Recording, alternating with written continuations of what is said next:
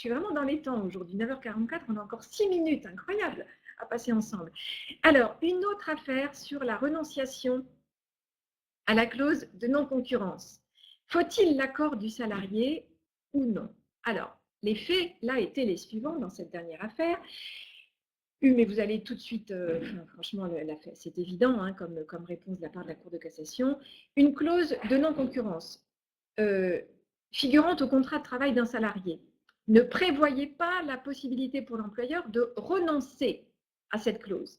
Or, l'employeur y avait tout de même renoncé et avait annoncé au salarié qu'il le déliait donc de son interdiction de lui causer concurrence, enfin, donc de lui délier de sa clause. Mais le salarié, bien sûr, n'était pas d'accord et avait demandé le versement de l'indemnité spécifique de non-concurrence prévue dans son contrat. Donc, question, l'employeur peut-il renoncer unilatéralement à une clause de non-concurrence? J'aurais dû préciser peut-être ma question, mais enfin, vous l'avez compris. Dès lors que la faculté de renonciation n'a pas été expressément prévue dans le contrat de travail. Que disent les juges de la Cour de cassation? Non, non, pas forcément, attention, sur le délai de prévenance, attention. La réponse est très claire. Concrètement, les juges nous disent que oui, l'employeur peut renoncer à la clause de non-concurrence, mais dès lors que le salarié est d'accord, donc à l'employeur de proposer au salarié d'être délié de la clause, mais encore faut-il que le salarié soit d'accord pour que dans ce cas-là, l'employeur n'ait pas à verser l'indemnité de non-concurrence.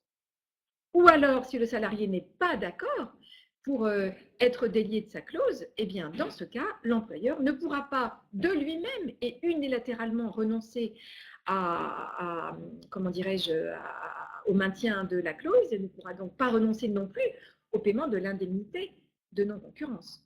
Donc, morale de l'histoire, mieux vaut une bonne clause qu'un mauvais contentieux. Je pense que ce n'est pas Philippe qui est avocat, de mémoire, Philippe ne va pas me contredire. Mieux vaut donc une bonne clause qu'un mauvais contentieux et mieux vaut prévoir donc la possibilité de renoncer à la clause non-concurrence dans le contrat directement pour éviter justement ce genre de petits problèmes. Vous avez bien compris, dans cette affaire, attention, dans cette affaire, le contrat ne prévoyait pas la possibilité de renoncer à la clause. Parce que dans le cas inverse, si le contrat prévoyait lui-même, si la clause, pardon, prévoyait elle-même la faculté de renoncer à la clause avec, bien sûr, un délai de prévenance pour le salarié, dans ce cas-là, l'employeur aurait tout simplement pu effectivement l'annoncer au salarié et éviter, dans ce cas-là, de payer l'indemnité, à supposer qu'il respecte bien la procédure prévue par la clause elle-même. Okay, mais là, en l'occurrence, dans cette affaire, ce n'était pas prévu.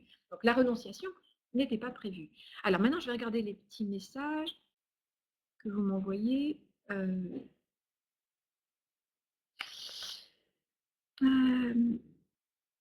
Il n'y a pas... Non, ça c'est un...